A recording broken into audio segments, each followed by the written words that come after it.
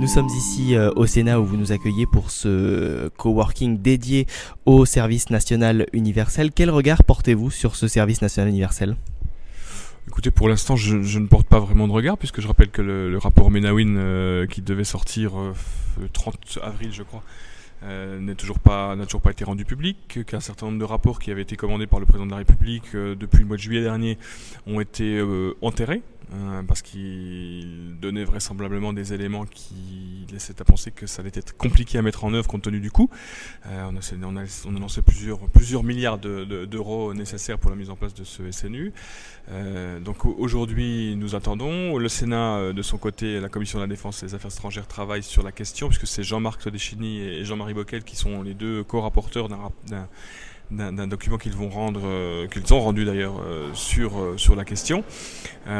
Pour l'instant, nous sommes un peu dans le flou, puisqu'on ne sait pas si ce sera un mois, si ce sera une semaine, si ce sera sur une période plus longue, s'il y aura de l'hébergement, s'il n'y en aura pas, si ce sera volontaire ou pas. Donc c'est extrêmement compliqué d'arriver à y retrouver ces petits. Ce qui est certain et ce qui nous aujourd'hui nous inquiète, c'est le coût. Et la grande question qu'on souhaite poser, c'est est-ce que le jeu en vaut la chandelle ? Oui. Est-ce que le jeu en vaut la chandelle ? Vous l'imagineriez obligatoire, ce rapport, ce SNU ? Je pars du principe que s'il devait ne pas être obligatoire, je pense que ceux qui seront concernés ne seront pas forcément ceux qui seront intéressés, ne seront pas forcément ceux qui seront les plus concernés. Parce que je reste persuadé que dans l'opinion publique en général, il y a une certaine nostalgie du service militaire tel que certains l'ont connu avant la génération 1976, je crois. Et donc un certain nombre de nos concitoyens souhaiteraient évidemment que grâce au service militaire, on puisse redonner une certaine éducation, un certain nombre de valeurs à une partie de notre jeunesse qui semble pour partie, peut-être sans doute une minorité, mais semble l'avoir largement perdu. Donc si ça devait être facultatif et en tout cas sur la base du volontariat, je pense que nous nous retrouverions dans une situation où ceux qui sont les plus concernés ne seraient pas forcément intéressés. Oui. Parlons à présent un petit peu de notre association Génération d'Avenir qui est extrêmement jeune, elle a maintenant 6 mois. Que pensez-vous de l'action que la jeunesse française doit aujourd'hui avoir dans la vie politique ? C'est vrai que son rôle est pour l'instant négligé. Doit-elle avoir un rôle plus fort à terme ? Alors, je ne sais pas si son rôle est négligé, mais ce qui est certain, c'est qu'on n'entend pas suffisamment. On entend les casseurs, on entend quelques-uns des plus virulents, mais on n'entend pas l'immense majorité des jeunes qui sont des jeunes qui n'ont qu'une envie, c'est de réussir dans la vie, qui n'ont qu'une envie, c'est de se construire un avenir correct et normal. Et donc je pense que c'est une excellente initiative que de pouvoir effectivement échanger les uns les autres et d'entendre votre avis, alors en l'occurrence ici sur le service national universel, parce que finalement c'est quand même à vous, la jeunesse, alors peut-être pas à vous parce que vous avez passé peut-être l'âge de faire le service national universel, mais en tout cas à cette jeunesse qui va devoir le prendre en compte. Donc c'est bien aussi de pouvoir demander son avis à celles et ceux qui vont être concernés.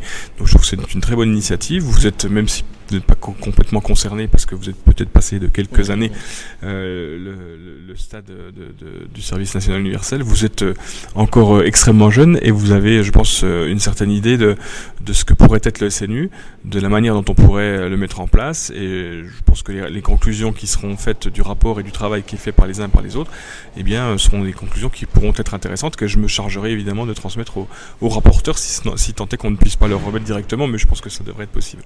Et puis, en tant que sénateur, membre des Républicains, nous souhaitions également avoir votre avis sur les divers conflits sociaux qui touchent notre pays, que ce soit la SNCF, les hôpitaux, les facs.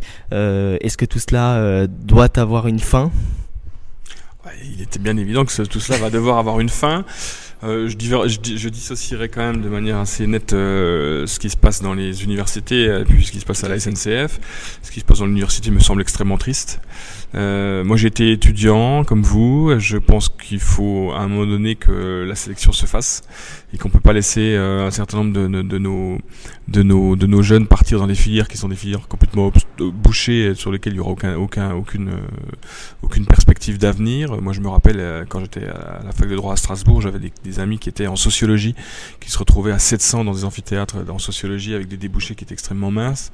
Je sais pas si c'est leur faire un cadeau que de leur permettre de continuer des études pendant quelques années et puis de leur dire ensuite, essayez de vous trouver un job quelque part, mais en tout cas dans la filière que vous avez choisie, il n'y a rien. Donc sans aller à l'extrême, je pense qu'il est important qu'on puisse avoir un peu de sélection et que la sélection se fasse au début et pas à la fin et qu'on puisse permettre aux gens, s'ils ne sont pas sélectionnés, de pouvoir faire autre chose. Donc moi, de ce côté-là, je suis assez clair et assez net. Évidemment, je condamne le plus fermement possible ce qui s'est passé dans un certain nombre d'universités, parce que je pense que c'est pas de cette manière-là qu'on règle les conflits. Et quant à la problématique des cheminots, je pense qu'il faudra là aussi que le conflit cesse. La vraie question, c'est est-ce que le gouvernement, avec sa réforme de la SNCF, va au bout de la réforme. Je suis loin d'en être persuadé. Donc si c'est pour avoir fait 3 mois de grève et au final avoir une réforme qui est une demi-réforme, je pense que c'est pas vraiment ce à quoi on s'attendait. On s'est très peu attardé sur le déficit, on sait très peu le statut est réformé à partir de 2030 et quelques, je sais plus. Enfin voilà, donc je suis de ceux qui pensent qu'il faut que ça cesse, mais je suis de ceux qui pensent aussi que si des réformes il doit y avoir, elles doivent être menées au bout, et ça ne doit pas être des demi-mesures ou des demi-réformes. Et je pense que pour l'instant, c'est malheureusement un peu des demi-réformes et des demi-mesures. Merci beaucoup Cédric Perrin d'avoir accepté de répondre aux questions de GDA.